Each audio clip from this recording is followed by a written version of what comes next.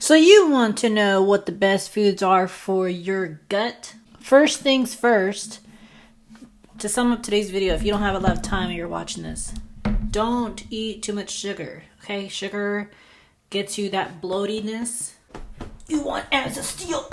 You're going to want to stop eating sugar. Okay, in a world increasingly obsessed with green juices and quick fix cleanses, the real secret to gut health is usually stemmed down to traditional foods like broth, bone broth, fish broth, probiotic type of foods, the boring kind of foods. You want to stay also away from hydrogenated oils. Okay, so hydrogenation is a chemical process that involves the removal of hydrogen, I believe. And they do this in peanut butter. Okay, I would know because I love peanut butter. In the Jif peanut butter, for example, the world famous Jif peanut butter, you will see on the ingredients hydrogenated oil. Use cottonseed oil. And during that process, it can actually convert to trans fat. Okay, but technically, legally, they are not obligated to put that on the nutrition label because they tell you how much saturated fat, total fat that you're getting per serving size. About the extended kind of gut, if you stand up and you look at your gut, okay, like how far out it can go. It has to a degree that it kind of extended area. The first one is bone broth, fish broth. I know I talk about in my previous videos like vegan, pescatarian, traditionally boiling, bones. The reason for it is that it can help reduce inflammation because it is rich in glucosamine, chondroitin, and hyaluronic acid. Fun fact, hyaluronic acid, you can get it in powder form. I actually get it in powder form from Amazon, and I make my own hyaluronic acid serum because you can get hyaluronic acid serum for like $10. But why am I going to pay $10 if I can just get the powder and make it at home for really cheap? Number 2, fermented vegetables. Stay away from non-cooked vegetables like non-cooked broccoli. I know that I talked about bread in one of my previous videos, but I was not aware that gluten-free bread from now on, because the gluten is what's contributing to a lot of these digestive issues and these bloating and these huge kind of gut. All right, so fermented vegetables. Sauerkraut, okay? Sauerkraut is a really great. It's fermented cabbage, kimchi, and coconut yogurt. These probiotic-rich foods, they reintroduce beneficial bacteria. This is what it comes down to. It's the bacteria in your gut crowding out yeast and pathogens while supporting enzyme production and nutrient breakdown. Just 1 tablespoon a day can be a powerful reset for the microbiome. I recently went to a buffet, hibachi buffet. They had a ton of sauerkraut. Okay, it was all almost gone because all the Japanese folks were eating it. And that's why they stay so slim. So you identify these patterns, you can put the pieces together. Okay, number 3 is coconut products. So coconut oil. I talk about coconut oil several times in my other videos. In my baking, when I bake brownies, I use coconut oil, like eggs, or a teaspoon sometimes of the coconut oil, and just put it in my dog's food, and she just eats it. Really great for help cleaning out their mouth. If you have a dog. Also really great for teeth pulling. So you put the coconut oil in your mouth, you take about a teaspoon, and you wish it around like a mouthwash and spit it out, and it cleans your teeth. It's a really great cost-effective way to clean your teeth, and it works. So I actually did it before I went to my dentist, and he was like, "What are you doing? Because your teeth are really clean."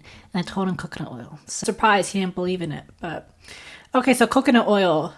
Coconut milk, I don't think I talked about coconut milk.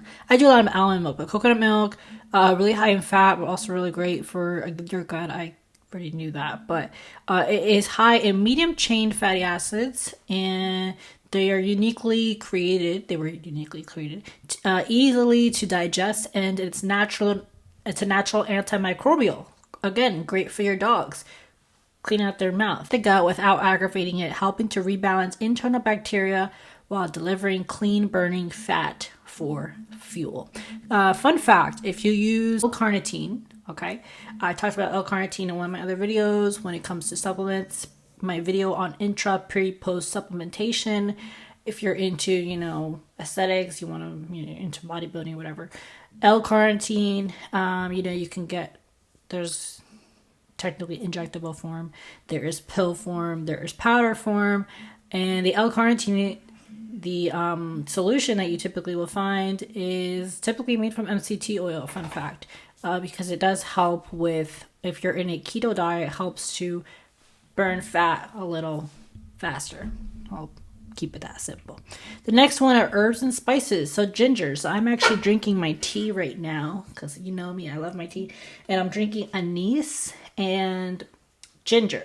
So I just basically, all you do is just get raw ginger, go to your store, grocery store, get some raw ginger, skin the ginger, and then cut it up in tiny pieces and eat it or put in your tea. That's what I did this morning. And it's very, very bitter, but it's really great for your gut.